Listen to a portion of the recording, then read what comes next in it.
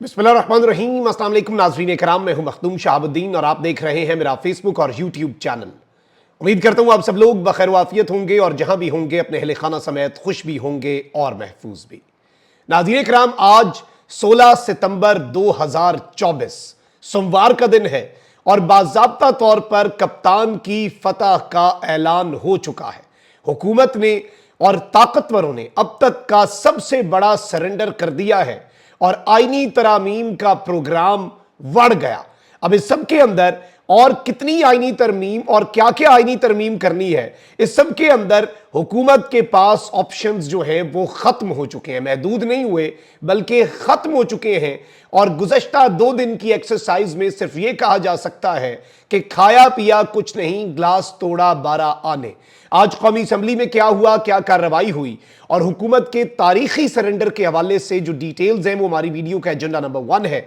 वहीं दूसरी जानिब वकला जो है वो मैदान में आ चुके हैं और वकला के बयानात ने बाजी पलट दी है। इस वक्त पूरे का पूरा मंजरनामा, पूरे का पूरा गेम प्लान इस तरह से पलटा है कि बात जस्टिस मंसूर अली शाह की बतौर चीफ जस्टिस ऑफ पाकिस्तान तायुनाती के नोटिफिकेशन तक जा पहुंची है और अब काजी की उल्टी गिनती और जस्टिस मंसूर अली शाह की बतौर चीफ जस्टिस तायुनाती, the time has started, count down शुरू हो चुका है। इसके हवाले से भी मेरे पास बड़ी अहम तरीन डिटेल्स हैं।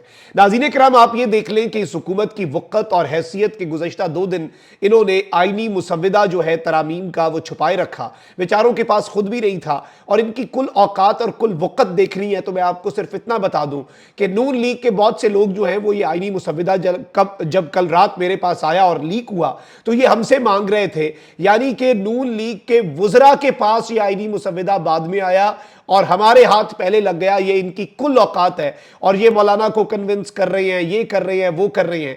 आज असद कैसर ने कौमी असम्बली में इनके 14 तबक रोशन किए हैं, इनके अगले पिछले सारे के सारे कॉन्सेप्ट्स क्लियर किए और उन्होंने कहा कि ये नुस्खा कीमिया आया कहां से। और फिर इसमें जाहिर बात है ये कहना गलत नहीं होगा कि एक सीन याद आ जाता है कि कहां से आए ये झुमके, किसने दिए हैं ये झुमके। तो वो वाली बात हो गई कि ये आईनी तरमीम कहां से आई, किसने दी। अब इस सब के अंदर असद कैसर ने कहा कि अगर वजीर कानून को पता नहीं, हुकूमती नुमाइंदों को पता नहीं तो बताएं ये मुसव्विदा और नुस्खा कीमिया आया कहां से। आज असद कैसर असम्बली फ्लोर पर ऑन फायर नजर आए, लेकिन फ्लोर जो है वो आज इमरान खान जिंदाबाद के नारों से गूंजा है। इमरान खान की फतह का और सरेंडर का ऐलान जो है वो हुकूमत की तरफ से हुआ, उस पर आते हैं। लेकिन पहले असद कैसर ने यह भी कहा कि जिस तरह पार्लियामेंट की बेतौकीरी और उसे रबर स्टैंप बनाने की कोशिश की गई, यह काबिल अफसोस और काबिल मजम्मत है। अपने एमएनएज की बहादुरी और जुर्रत को सलाम पेश करता हूं, खासतौर पर मौलाना फजल रहमान और महमूद खान अचकजई का शुक्रिया अदा करता हूं। अब यहां पर नाज़रीन किराम जो डिटेल्स हैं वो बड़ी इंटरेस्टिंग है। जो नवाज शरीफ साहब के बड़े दस्ते रास्त हैं और नवाज शरीफ साहब के बड़े करीबी हैं सेनेटर इरफान सिद्दीकी, उन्होंने आज ये इंकशाफ कर दिया and there is a reason कि मियां नवाज शरीफ साहब लंदन से पाकिस्तान आए, उनसे कुछ नहीं करवाया। लाहौर से इस्लामाबाद आए तो इसलिए वो रात को वापस चले गए थे क्योंकि उन्होंने कुछ करना नहीं था और ये रात को ही प्लान जो है खत्म हो चुका था प्रोग्राम एक्सटेंशन का और आईनी तरामीम के अंदर बड़ी बड़ी वारदातें डालने का, मिलिट्री कोर्ट्स के ट्रायल के हवाले से भी वो सारे का सारा प्रोग्राम तो बढ़ गया।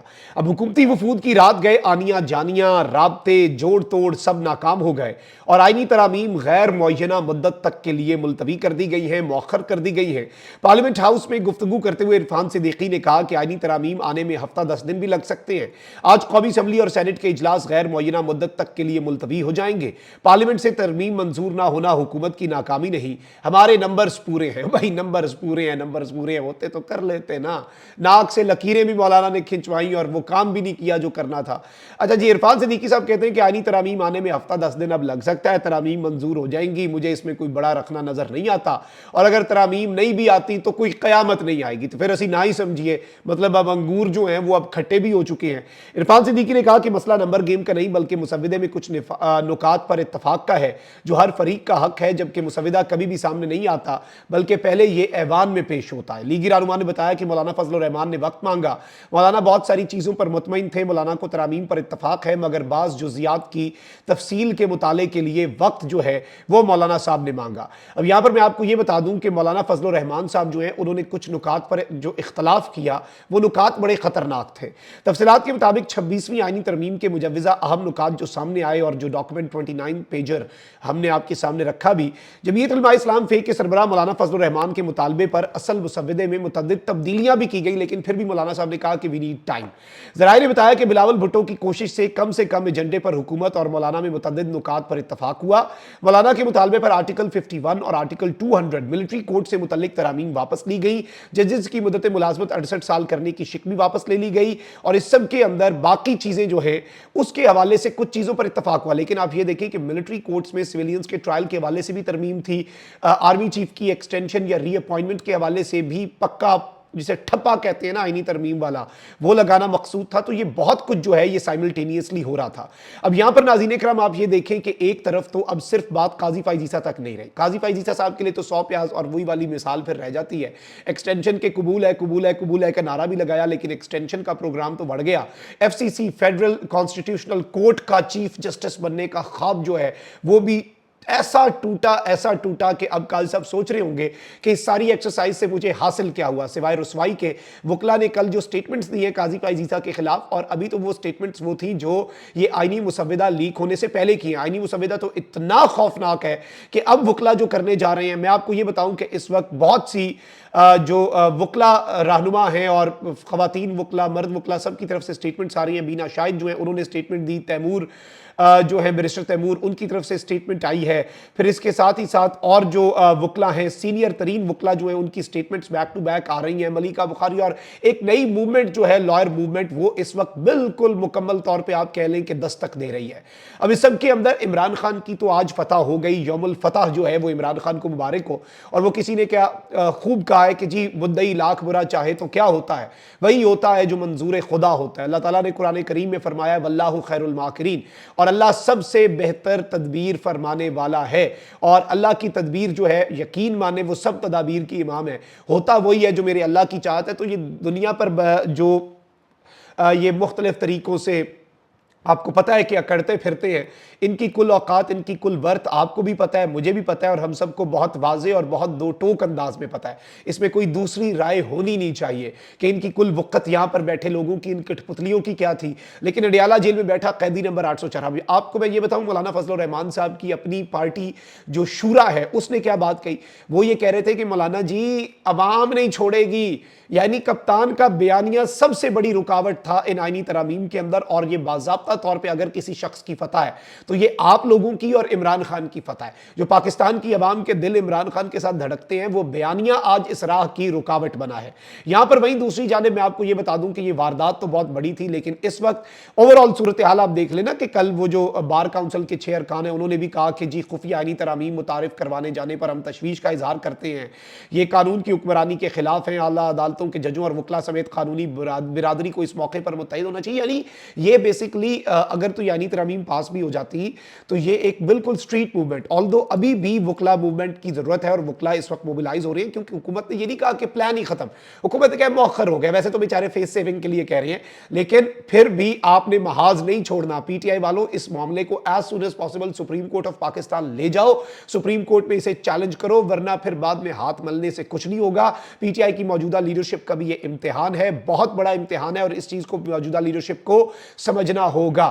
اچھا وہیں دوسری جانب اس وقت صورتحال یہ ہے، اور اب یہ بات جو ہے ہر طرف سے ہو رہی ہے، بلکہ ایون نون لیگ کے قریبی لوگوں کی طرف سے بھی ہو رہی ہے کہ حکومت کو ایز سون ایز پاسبل اسی مہینے جسٹس منصور علی شاہ کی بطور چیف جسٹس تعیناتی کا نوٹیفیکیشن جاری کر دینا چاہیے۔ جسٹس منصور علی شاہ صاحب جو ہے، یہ چیز میں آپ کو بتا دوں کہ وکلا اور نون لیگ کے بھی جو سین وائسز ہیں، ذرا جو عقل کو ہاتھ مار کے چلتے ہیں، وہ وائسز ہمیشہ یہ بات کرتی ہیں کہ جسٹس منصور علی شاہ جو ہے وہ قطعاً پرو پی ٹی آئی جج نہیں ہے، ان کے بہت سے فیصلے پی ٹی آئی کے بھی خلاف رہے ہیں، تو وہ بالکل طریقے سے چلنے والے جج ہیں، اور یہ بھی نہیں کہ انہوں نے آ کے کوئی رندہ پھیر دینا ہے اور آنکھیں بند کر کے انہوں نے انصاف، انہوں نے دیکھ بھال کے ہی جو کرنا ہے۔ اس سب کے اندر میں آپ کو یہ بتا دوں کہ اس وقت چیف جسٹس کے لیے وکلا بھی میدان میں آ گئے ہیں، منصور علی شاہ صاحب کے لیے کہ چیف جسٹس کے لیے وہ سب سے بہترین آپشن ہے۔ وکلا برادری اور پاکستانی عوام کو منصور علی شاہ صاحب سے بہت سی امیدیں وابستہ ہیں، اور یہ ہائی کورٹ کے اندر بھی ریفارمز لائے تھے، سپریم کورٹ کے چیف جسٹس کے طور پر بھی بہت بڑا کام کریں گے۔ اور یہاں پر میں آپ کو یہ بتا دوں कि जस्टिस मंसूर अली शाह साहब जो इनके हवाले से कल वकला ने क्या स्टेटमेंट दी। इन्होंने कहा कि ये 26 अक्टूबर से कानून के मुताबिक सुप्रीम कोर्ट के चीफ जस्टिस तस्वुर होंगे, और ये भी नहीं कि सुप्रीम कोर्ट के चीफ जस्टिस लगा के ऊपर फेडरल कॉन्स्टिट्यूशनल कोर्ट, आइन और कानून के मुताबिक जस्टिस मंसूर अली शाह पाकिस्तान की सबसे आला तरीन अदलिया के चीफ जस्टिस होंगे। बात ही खत्म। तो अब मैं आपको यह बता दूं कि अगर तो ये कल जस्टिस मंसूर अली शाह का रास्ता रुकता, या आज रुकता, या अब 10 दिन बाद फिर ये रोकने की एक मरतबा फिर अगर कोशिश करें, लेकिन ओवरऑल मुक्तदरा का प्लान जो है वो लीक हो गया। जब प्लान लीक हो जाए ना, जब तक ये खुफिया था तब तक और बात थी। मेरे चैनल पे वो व्लॉग मौजूद है। सबसे पहले हमने आपके सामने वो एक्सक्लूसिव खबर रखी, मुसविदा हाथ में था और मैंने आपके सामने आईनी तरामीम एक्सपोज कर दी।